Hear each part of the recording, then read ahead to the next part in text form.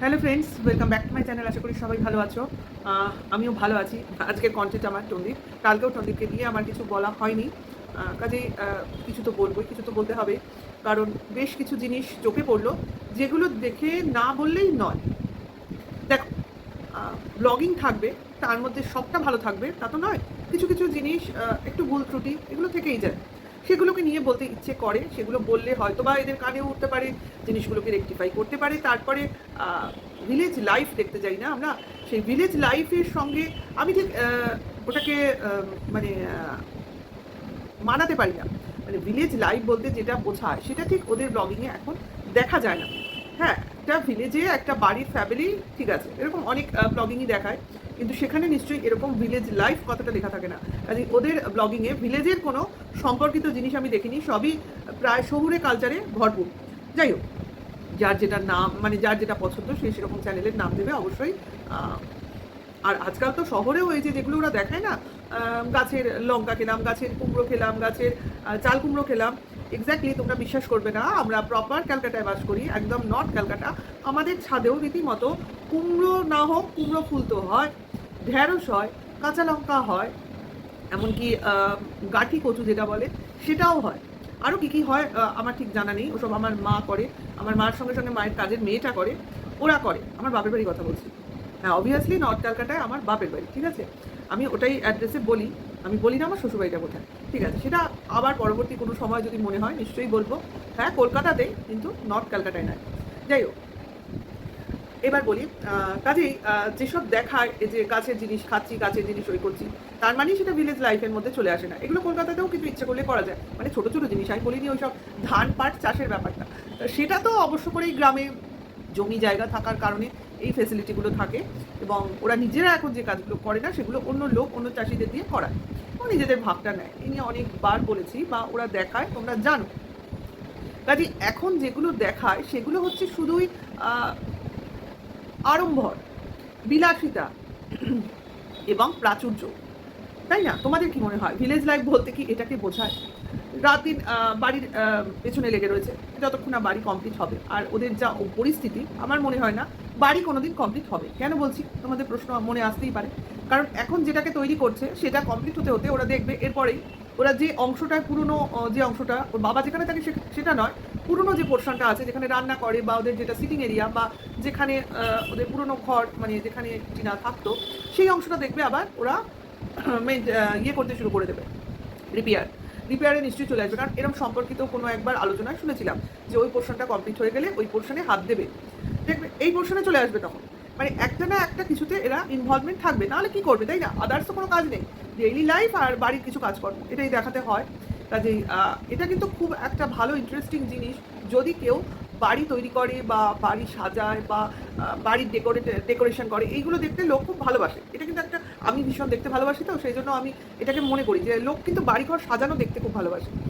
রান্নার চ্যানেলের সঙ্গে সঙ্গে, হ্যাঁ, আমি রান্নার চ্যানেলও দেখতে ভালোবাসি। তার সঙ্গে যদি কেউ হোম ট্যুর জাতীয় জিনিস দেখায় না, আমি সঙ্গে সঙ্গে সেটা দেখি, কে কীভাবে ঘর বাড়ি সাজাচ্ছে, কে কীভাবে কোন জায়গায় কোন জিনিসটা ইউজ করছে, এগুলো মানে ইন্টারেস্ট। আমি পারলে করি, না পারলে করি না, কিন্তু আমি চেষ্টা করি জিনিসগুলোকে দেখে তার থেকে শিক্ষা নিতে। তো সেই জিনিসগুলোই তার টন্দীপেরও সেই একই জিনিস। ওর যে এই ঘর সাজানো, এই যে ঘর গোছানো, আলট্রা মডার্ন টাইপের বাড়িঘর তৈরি করা, যেটা গ্রামে সাধারণত দেখা যায় না, কিন্তু এখন এই ইউটিউবারদের কল্যাণে আমরা ম্যাক্সিমাম ডিস্ট্রিক্টের যদি কোথাও ভিজিট করি, তাহলে তাদের বাড়ি যথেষ্ট কলকাতার থেকেও একটু আলট্রা মডার্ন স্টাইলেরই বাড়ি। তোমরা লক্ষ্য করে দেখবে যত ইউটিউবার তারা কিন্তু ওইভাবেই বাড়ি তৈরি করে। যত এইসব তুমি একমাত্র রিতমদের বাড়িটা ছেড়ে দাও, রিমিদের বাড়ি মনে করো, আমাদের ম্যান্ডির বাড়ি মনে করো, তারপর আরও আছে অনেক অনেক ইউটিউবার আছে যারা কিনা, যারাই নতুন বাড়ি তৈরি করছে বা পুরোনো বাড়ি মানে রিমডেলিং করে, তারাই কিন্তু এরকম নতুন ধাঁচে বাড়ি তৈরি করছে, এবং তাতে আলট্রা মডার্নের একটা ছাপ থাকছে। রণদীপের সেই ব্যাপারটা কম, যেটা বেশি সেটা হচ্ছে দিদিকে অনুকরণ। অর্থাৎ দিদির যেভাবে লাইফস্টাইল, যেটাও কোনো দিনই মেনটেন করতে পারবে না। হয়তোবা বাড়ির মেনটেনটা যদি বা করতে পারে তাও পারবে কিনা সন্দেহ, কারণ ওর দিদির মধ্যে যে একটা কালচারাল ব্যাপার আছে, যেরকম একটা মানে কি বলবো, সিস্টেমেটিক ব্যাপার আছে, যেটা এদের মধ্যে নেই। আর সব থেকে বড় যেটা এর নেই, ওর দিদির আছে ফ্যামিলি বন্ডিং। অর্থাৎ ফ্যামিলি মেম্বার তো দিদির বাড়িতে মোটে 3 জন, স্বামী, স্ত্রী আর সন্তান। দেখো, স্বামী স্ত্রীর বন্ডিং সব সময়, যদিও সে একটা চাকরি করে, কিন্তু সব সময় কোনো না কোনো সময় স্ত্রীর ব্লগিংয়ে মুখ দেখায়, এবং পার্টিসিপেট করে এবং সবসময় এদের মধ্যে একটা সুন্দর সম্পর্ক ঘোরাফেরা করে। প্রতিটা ব্লগিংয়ে এটা আমরা একটা করে হলেও ফিল পাই। কিন্তু এখানে দেখো ফ্যামিলি মেম্বার 4 জন, শুধু মা আর ছেলের সম্পর্ক ঘোরাফেরা করে ব্লগিংটায়। এর মধ্যে মাঝে সাঝে আসে নাতি, যেখানে রাখতেই হবে, যেটা কিনা আমার part of blogging, main part, তাকে তো রাখতেই হবে। আর বাবা তো হেলা ফেদার জিনিস, তাকে মাঝে মাঝে মনে হলে দেখাই, যেহেতু একজন ফ্যামিলি মেম্বার, যেহেতু উনি বিভিন্ন কাজে ওনাকে দেখা যায় ক্যামেরায়, সেহেতু তাকে তো কোনো না কোনো সময়, কোনো না কোনো দিনে, মুহূর্তে তাকে তো আনতেই হবে, কারণ আমরাই তো রয়েছি এই ধরনের কথা বলার জন্য। কোনো না কোনোভাবে, কোনো না কোনো মারফত এইসব কথা নিশ্চয়ই বা কানে যায়। বাবাকে যে হেলাফেলা করছে, শুধু যে ছেলে করছে তা নয়, কারণ ছেলেরা তো ক্ষমতা হওয়ারই কথা নয় যদি না মা এই শিক্ষাগুলো ছেলেকে দেয়। কারণ ছেলে শিখেছে তার মার কাছ থেকে, যে মা যেভাবে তার বাবাকে ট্রিটমেন্ট করবে ছেলে সেটাই শিখবে। এবং মাই প্রধান শিক্ষাদাতা ছেলেকে, যে বাবাকে অত পাত্তা দেওয়ার দরকার নেই, বাবাকে ওই বাবার মতো থাকতে দে, বাবা যেটা মনে করছে সেটা করুক, আর বাবাকে 2 বেলা 3 বেলা যা খেতে দেওয়ার সেটা শুধু খেতে দিলেই হবে, ব্যাস। বাবার মুখে আর কোনো কথাও থাকবে না এবং কোনো মতামত জিজ্ঞাসা ছাড়া সে দেবে না। হ্যাঁ, তার মধ্যেই উনি একটু অ্যামিউজমেন্ট করে থাকেন ওনার নাতির মারফত, এছাড়া আর ওনার কোনো অ্যামিউজমেন্টের পার্ট আমি দেখিনি। একটা জিনিস আমি তোমাদের জিজ্ঞাসা করবো, যদিও আমি ওদের পুরনো ব্লগিং দেখি না, ওদের বাড়িতে শুনেছিলাম টিভি ছিল।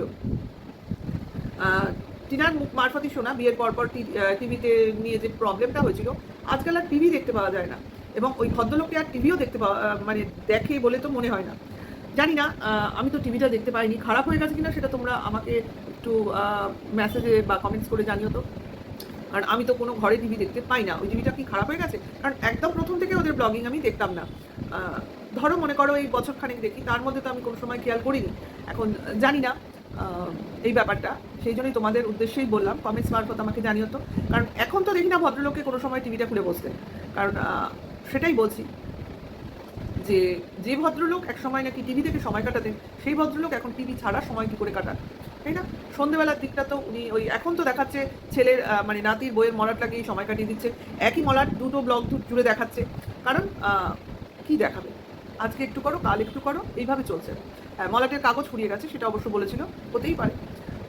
সব থেকে বড় যে জিনিসটা আমার কানে লাগলো বা চোখে লাগলো, সেটা হলো ছেলের গরমের ছুটি পড়েনি বা ছেলের ছুটির লিস্ট, এরকম আমরা অনেকবারই দেখেছি, যেদিন কিনা ওরা স্কুলে চলে যায়, স্কুলে গিয়ে জানতে পারে স্কুলটা ছুটি আছে, এরকম তোমরা অনেক ব্লগিংয়েই দেখতে পাবে। তাহলে এরা কি, মানে ছেলের প্রতি এরা কতটা দায়িত্বশীল, যে ছেলের পড়াশোনার ব্যাপারটা জানে না, ছেলের খাতাপত্র খুলে দেখে কিনা আমার সন্দেহ আছে, ছেলের ছুটির লিস্টটা জানে না, ডেইলি রুটিন যেখানে লেখা থাকবে, আমার তো মনে হয় এইসব স্কুলে তোমার ডায়েরি মেনটেন করে হয়, ছোটো কিন্ডারগার্টেন স্কুলে ডায়েরি মেনটেন করা হবেই, এবং সেই ডায়েরিতে ছুটির লিস্ট থাকবে এবং সেখানেই রুটিন লেখা থাকে। হ্যাঁ, কারণ ডায়েরিতে অনেক সময় যেহেতু ছোটো বাচ্চা, টিচাররা অনেক রকম ইনস্ট্রাকশন লিখে দেয়, তাহলে সেগুলোও নিশ্চয়ই ওই ডায়েরিতেই লেখা থাকবে। তাহলে এরা এতটাই ইরেসপন্সিবল, বা ছেলের নাতির প্রতি এতটাই মানে খেয়াল রাখতে পারে না যে ছেলেটার নোটিশে কি আছে, ছুটির লিস্টটা কি, একবার দেখলেই তো মোটামুটি মনে থাকে, কিংবা রেগুলার বেসিস একবার খুলে দেখা, বা যে মানে অকেশনগুলো আসে সেই সময় ডাউট হলে সেটাকে খুলে দেখা। আসলে এই যে ছুটির লিস্ট বা ছেলের স্কুল যাওয়ার ব্যাপারে যে কিছু কিছু জিনিস, হ্যাঁ, ডেইলি রুটিন পড়া ঠিক মতো হচ্ছে নাকি, আন্টিদের বা স্যারের ইনস্ট্রাকশন ফলো করা হচ্ছে নাকি, এই ব্যাপারে এরা পুরোটাই অবহেলা করে। ওই ছেলে স্কুলে যাচ্ছে আর আসছে, এটাই হলো দেখাবার বিষয়। আর হচ্ছে ছেলে মাঝে মাঝে খাতা আর স্লেট নিয়ে বসে পড়ছে, এটাই হলো আর বইয়ের মলা, এগুলোই হচ্ছে দেখালেই পড়াশুনো হয়ে যাবে। কারণ না বাবা স্কুলে যায়, না বাবা স্কুলে গিয়ে স্যার বা ম্যাডামদের সঙ্গে কথা বলে। আমার তো মনে পড়ে যায় একে দেখলে, আমাদের ছোটোবেলায় ছেলে মেয়েদের পেছনে যেভাবে দৌড়ঝাঁপ করতে হয়েছে, যেখানে এখন এই যাকে বলছি সেটা পরে, আগে এটা বলিনি, সেখানে অন্য জিনিসে ধ্যান দেবো এটা কিন্তু মাথাতেই আসেনি। মানে ছেলের পড়াটা ঠিকমতো স্কুল থেকে নিয়ে আসলাম কিনা, বা ডায়েরিটা ঠিকমতো সব জিনিসও লিখে আনছে কিনা, সেটা তৈরি করে পরদিন পাঠাতে পারছে কিনা, বা কবে ছুটি, কবে আন্টিরা কি স্পেশাল কিছু বলে দিচ্ছে, সে সমস্ত কিছুই আমরা ডায়েরি মারফত জানতাম।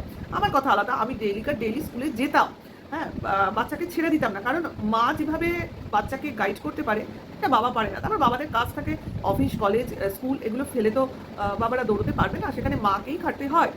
তাই আমার মানে খাটনিটা অন্য লেভেলের ছিল, সেগুলো আর এখানে বলবো না। যাই হোক, একটা সময় সব বাবা মাকেই খাটতে হয়, তারপর স্টুডেন্ট বা বাচ্চা তৈরি হয়ে গেলে বাবা মার খাটনিটা সেই রকম আর থাকে না।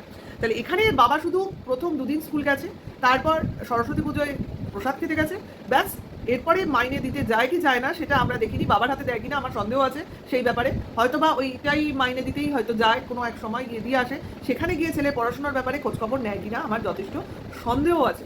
তা ছেলে তো স্কুলে ভর্তি হয়ে গেল আজকে তোমার বলতে গেলে ৮-৯ মাস কি ৭ মাস।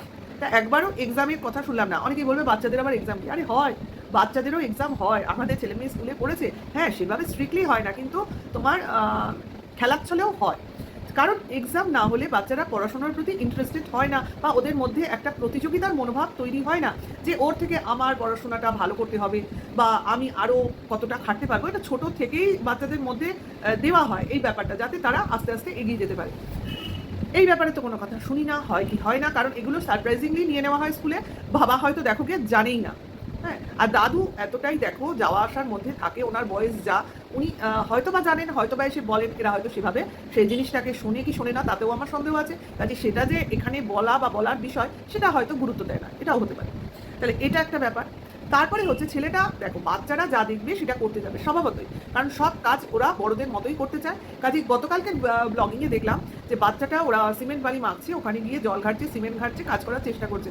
করবেই, এটা কারোর দোষ নেই, আমি বলছি না ওখানে কারোর দোষ আছে যে কেন করতে দিচ্ছে, কারণ প্রত্যেকটা বাচ্চাই চায় বড়দের মতো কাজ করতে। সেখানে হয়তো ওনারা কাজ করছেন, অর্থাৎ বাপ ছেলে, সেখানে ঠাকুমার উচিত ছিল নাতিটাকে কোনোভাবে বলিয়ে নিয়ে গিয়ে অন্য কোনো কাজে বা শোয়ানো বসানো বা অন্য কোনো কাজে ইনভলভ করে দেওয়া। কারণ উনি এটা করবেন না, উনি চান ওই বাচ্চাটিও ওই ওনার হাজব্যান্ড এবং ছেলের মতোই তৈরি হোক, এইসব কাজ দেখেই শিখুক এবং এইভাবেই ও আস্তে আস্তে রপ্ত হয়ে উঠুক। পড়াশোনা, অক্ষর জ্ঞান, সংখ্যা চেনা এগুলো তো প্রয়োজন, কারণ না হলে সে বাবার মতো কি করে হিসাব রাখবে, আমি আগেও বলেছি। কাজে সেটা তো ওটার জন্যই স্কুলে পাঠানো, আর বাদবাকি যেটা বাড়িতে থেকেই শিখবে। আর ঠাকুমা তো তার ডিক্লারেশন দিয়েই দিয়েছে যে ওনার নেক্সট ক্যামেরাম্যান ওনার নাতিই হবে, অর্থাৎ নেক্সট ব্লগার তৈরি হচ্ছে বা তৈরি করা চলছে, এটা বলা যেতে পারে। দেখো ইউটিউব করতে গেলেও কিছু শিক্ষার প্রয়োজন হয়, আমরা জানি, কারণ ইমেল ঘাঁটতে হয়, ইনস্ট্রাকশন ফলো করতে হয়, তারপরে অনেক রকম ব্যাপার আছে, যারা যারা ইউটিউবার সবাই জানো। কাজে সেইটুকু জানার জন্য তোমার কিছু শিক্ষার প্রয়োজন, সেইটুকু শিক্ষায় তো শিক্ষিত করতেই হবে। কাজে সেইটুকু শেখার মতো বয়স আছে বলেই ওনারা মনে করে নিচ্ছেন এবং ওনারা যেটা চাইছেন সেই পথে এগোতে চাইছেন। এরপরে চলে আসি, আমরা জানি, আমরা ছোট থেকে জানি বলবো না, আমি দেখেছি। আমি যতদিন আমার বাবা বাঁচা ছিলেন, আমার মা কোনোদিন বাবা না খেলে কোনোদিন খাননি।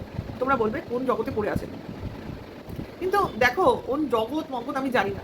আমি বুঝি আমার বাড়ির ফ্যামিলি মেম্বার, যে কিনা একজন রোজগেরে, যার টাকায় আমার সংসারটা চলে বা যে আমায় সুখী রেখেছে বা যার পরিচয় আমার পরিচয়, অ্যাকচুয়ালি আমার হাজব্যান্ডের পরিচয় তো আমার পরিচয়, তার বাড়িতে আমি আছি আমার বাড়ি ভেবে। এখন এতদিন পর এটাকে আমার বাড়ি বলা যেতে পারে। কথাটা হচ্ছে যার জন্য আমি একটা নতুন বাড়ি, নতুন পরিবার, নতুন পরিচিতি পেয়েছি, ঠিক আছে, আমি পুরনো পন্থায় যাচ্ছি না। তাহলে সেই ফ্যামিলি মেম্বারটা অভুক্ত থাকবে, সে খাবে না বা সে অন্য কোনো কাজে ব্যস্ত আছে, সেখানে আমি তাকে ফেলে খেয়ে নেব, এতটাও অমানবিক আমি নই। আমি আমার বাবা মা, ঠাকুমা, ঠাকুরদা, সে পুরনোপন্থীর কথা ছেড়ে দিলাম। তারা অন্যরকম তাদের টেন্ডেন্সি ছিল যে স্বামী খাবে না তার আগে খাবো, শ্বশুর শাশুড়ি খাবে না তার আগে খাবো, এই ব্যাপারগুলো ছিল। তা আমরাও এগুলো বুঝেছি, কারণ আমরাও এই বাড়িতে এসেছি, আমার বাবা মাকে দেখেছি, বাবার না খেয়ে কখনো খাইনি। আমার দাদু ঠাকুমাও তাই ছিল। এমনকি আমরা বিয়ের পর শ্বশুরবাড়িতে এসেছি, আমার শাশুড়ি ছিল না, তা আমার শ্বশুরমশাই না খেলে আমরা খেতাম না। এমনকি আমরা বউরা বাদ দাও, আমাদের বাড়ির 4টে ছেলেও খেত না। কোনো একটা ছুটির দিন যদি বা শ্বশুরমশাই কোনো কাজে দেরি করেছে বা ওনার অনেক সময় কোনো কারণে হয়তো শরীরটা খারাপ, উনি খেতে দেরি করছে, আমাদের কারোর খাওয়া হতো না, মানে না ছেলেরা খেত, আর ছেলেরা না খেলে, শ্বশুরমশাই না খেলে আমরাও খেতে পারতাম না। এমনও দিন গেছে, এমনও দিন গেছে। কিন্তু এইগুলো কি বলতো, এগুলো হচ্ছে একটা সম্মান কাউকে দেওয়া, একটা ভালোবাসা কাউকে দেওয়া। এমন নয় যে আমি এখানে স্বাধীনতা খর্ব হচ্ছে আমার, যে ও খাচ্ছে না আমি খাবো না কেন, এটা নয়। এটা হচ্ছে কাউকে তার প্রাপ্য সম্মানটুকু দেওয়া, অ্যাটলিস্ট তাকে একটা রেসপেক্ট, না কোনো খাওয়ার আগে আমি খাবো না, বা উনি খান ওনার সঙ্গে খাবো। এক তো ওর এই ভদ্রমহিলাকে কোনোদিনও ওনার হাজব্যান্ডের সঙ্গে খেতে দেখলাম না, হয় উনি একা খান, অথবা এরা 3জনে খান, অথবা মা ছেলে খেয়ে নেন তারপর হাজব্যান্ড খান। মানে এই প্রকৃতিটা জাস্ট নেওয়া যায় না। আমি বলছি আমার ফ্যামিলির কথা, আমার আমার তো 3টে মানে আমার মানে শ্বশুরবাড়ির ফ্যামিলি যখন ভাগ হয়ে গেলাম, শ্বশুরমশাই মারা যাওয়ার পর 4 ভাই একই বাড়িতে থাকে, কিন্তু 4 জনের আলাদা আলাদা রান্নাবান্না হয়, অনুষ্ঠানে একই। এইবার আমরা 3জন হলাম আলাদা হওয়ার পর। তো আমার হাজব্যান্ড আর আমি অনেক সময় এমন হয়েছে, হয়তো আমার মেয়ে পড়ছে, টিচার এসছে, কিন্তু আমার যেহেতু আমার বরের সুগার আছে, তার একটু টাইমলি খাওয়া দাওয়া করতে হয়, সেই জন্য টাইম মেনটেন করতে হয়। আমার হাজব্যান্ডকে খেতে দিয়ে দিলে সে খাবে না, আমাকে ছাড়া সে খাবে না। কাজেই যখনই খেতে বসতে হতো আমার সঙ্গে আমার হাজব্যান্ডকে নিয়ে আমার খেতে বসতে হতো, হাজব্যান্ডকে খেতে দিয়ে আমার খেতে বসতে হতো। হয়তো আমার মেয়ে খেতো না, এমন হতো, মেয়ের পড়ার পর মেয়েকে আমি খাইয়ে দিতাম, কিন্তু হাজবেন্ডের সঙ্গে খেতে বসতো। এইটা দেখে কিন্তু আমার মেয়ে শিখেছে যে মা বাবাকে ছাড়া খায় না বা বাবা মাকে ছাড়া খায় না। ও এসবে কোনো কিছু মাইন্ডই করতো না, ও জানে এরা এরকমই। অথবা আমরা তিনজন একসাথে খেতাম, অথবা মেয়ে অনেক সময় পড়াশোনা থাকতো, বলতো মা তোমরা খেয়ে নাও, তারপর খেয়ে উঠে আমাকে খাইয়ে দিও। এই যে একটা সিস্টেম, ছোটরা বড়দের দেখে তাদের ভালোবাসা বুঝে তাদের রেসপেক্ট দেখে তবেই কিন্তু জিনিসটা শেখে। এই যে জিনিসটা দেখে আমার মেয়ে বড় হচ্ছে, ও কিন্তু ওর ভবিষ্যৎ শ্বশুরবাড়িতে এইগুলোই ও চাইবে, এইগুলোই ও ভাববে যে আমিও আমার হাজবেন্ডকে ছাড়া খাবো না বা আমার হাজবেন্ডও আমাকে ছাড়া খাবে না। এই ব্যাপারটা কিন্তু চলে আসে। তা এই ফ্যামিলিতে আমরা মোটেও এটা দেখতে পারি না। জাস্ট আমার খুব খারাপ লেগেছে, তাই উত্থাপন করলাম। কিন্তু অনেকেই বলবেন হয়তো ওনার সুগার আছে, অমুক আছে, সেই জন্য উনি খেয়ে নেন। নিশ্চয়ই খাবেন, কিন্তু এইভাবে নয়। যাদের সুগার আছে, আমাদের বাড়িতেও সুগারের লোকজন আছে, সেই জন্য আমাদের বারে বারে খেতে হয়। এমনও হয়েছে আমাদের খেতে হয়তো কোনো কাজ, বাড়িতে কোনো কাজ হচ্ছে, ভাত মানে লাঞ্চটা খেতে খেতে একটু দেরি হবে, 3টে বেজে যাবে। সেক্ষেত্রে আমরা এমনও হয়েছে মাঝখানে কিছু টিফিন টাইপের খাবার খেয়ে নিয়েছি, যেহেতু সুগার। মাঝখানে অল্প কিছু, সে বিস্কুট হোক, মুড়ি হোক, পাউরুটি হোক, কিছু হোক, একটা খেয়ে নিয়েছি হালকা মতো। এমন নয় পেটটা খালি রেখেছি, কিন্তু এমনও নয় যে আমার বরকে আমি আগে খেতে দিয়েছি, আমি পরে খেয়েছি, এমন হয়নি, আজ অবধি তো হয়নি, হবেও না কোনো দিন। আর এমনও আমি আমার বাড়িতেও দেখিনি যে আমার বাবা খায়নি, আমার মা খেয়ে উঠে গেছে। আমার মার কিন্তু সুগার কোনোদিনও না, কিন্তু আমার বাবার শরীরে কোনো রোগ ভোগ নেই, মানে ছিল না। ঠিক আছে, তাহলে এই জিনিসগুলো খুব খারাপ লেগেছে। আর ভিলেজ লাইফে গ্রামের লোকে, আমরা জানি গ্রামের লোকেরা খুবই পতিব্রতা হয়, বরের ভালোবাসে বা বরকে সম্মান করে, এটাই তো আমরা জেনে এসেছি। তাহলে এগুলো কী দেখছি? তাহলে শহরের কালচার গ্রামের কালচার উল্টো হয়ে যাচ্ছে আজকালকার দিনে আমার মনে হয়। কারণ শহরের লোকজন আরও বেশি, আমার মনে হয় অন্তত মানে ফ্যামিলি মেম্বার ছাড়া খায় না বা খেয়ে নেয়, এরকম কিন্তু হয় না। যাই হোক, যেটা দেখবো সেটা তো বলবোই। খারাপ জিনিসটাকে খারাপ লেগেছে বলেই বলেছি। আর বাড়িঘর সাজানো, ভাই বাড়িঘর সাজাতে সাজাতে একবারও মনে হয় না ইটকাট পাথরের বাড়িতে প্রাণ কোথায়? শুধু সাজিয়েই যাচ্ছি, শুধু ইন্টেরিয়র করে যাচ্ছি। করো, মনকে তাসাল্লি এইভাবেই দিতে হয়। আচ্ছা, তাহলে আজকে চন্দ্রীপ লাস্টে বললো আবার অভিযান টু বসিরহাট। নিশ্চয়ই আসুক, সেই দিনটা দেখবো আমরা। ভিডিওটা এখানেই শেষ করছি। যদি ভালো লাগে তাহলে লাইক কমেন্ট শেয়ার করে দিও, আর আমার নেক্সট ভিডিও ওয়েট করো। Tata, by.